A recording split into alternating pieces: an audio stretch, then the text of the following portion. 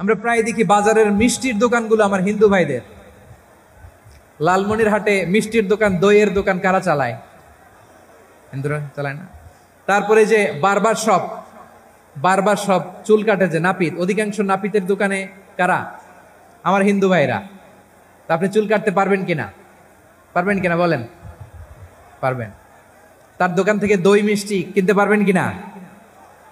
হ্যাঁ, আমার মুসলিম ভাইয়ের দোকান থাকলে ওইটারে আমি বেশি প্রায়োরিটি দিব, ঠিক কিনা?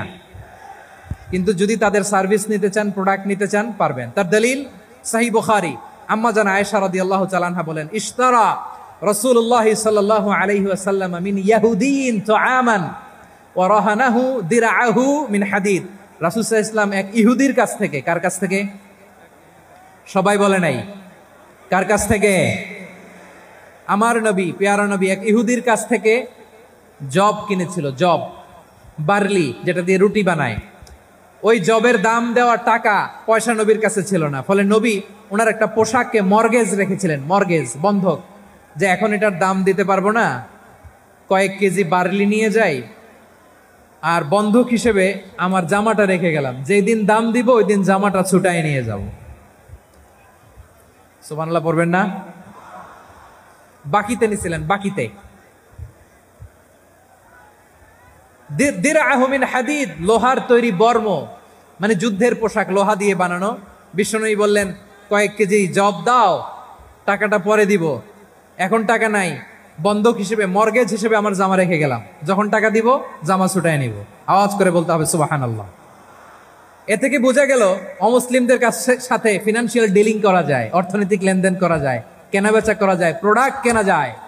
এমনকি আমাদের মসজিদে নববীতে বারান্দায় আপনার একটা অটোমেটিক ফ্লাইং আমব্রেলা দেখছেন? সূর্য যখন বাড়ে মসজিদে নববীর বারান্দায়, ইয়ার্ডের মধ্যে অটোমেটিক্যালি কিছু আমব্রেলা আছে, সাঁ করে খুলে যায়, আর সূর্যের তাপ লাগে না। আবার সন্ধ্যাবেলায় এই আমব্রেলাগুলো ওরা ক্লোজ করে ফেলে, দেখেন নাই না? দেখছেন? এই মসজিদে নববীকে সর্বোচ্চ উন্নত মানের কনস্ট্রাকশন ইনফ্রাস্ট্রাকচারে ডেভেলপ করার জন্য কর্তৃপক্ষ কিছু অমুসলিম ইঞ্জিনিয়ারের, ডিজাইনারের সহায়তা নিয়েছিল। সুবহানাল্লাহ বলেন। কোন দলিলের ভিত্তিতে? এই দলিলের ভিত্তিতে যে বিষ্ণু ঈসা ইসলাম অমুসলিমদের সাথেও লেনদেন করেছেন। আওয়াজ করে বলতে হবে আল্লাহু আকবার। শুধু তাই নয়, ইন কেস অফ ইমার্জেন্সি, প্রয়োজনে ইসলামের খাতিরে, ইসলামকে সামনের দিকে এগিয়ে নিয়ে যাওয়ার জন্য অমুসলিমদের সাপোর্ট নেওয়া জায়েজ আছে। সুবহানাল্লাহ বলেন।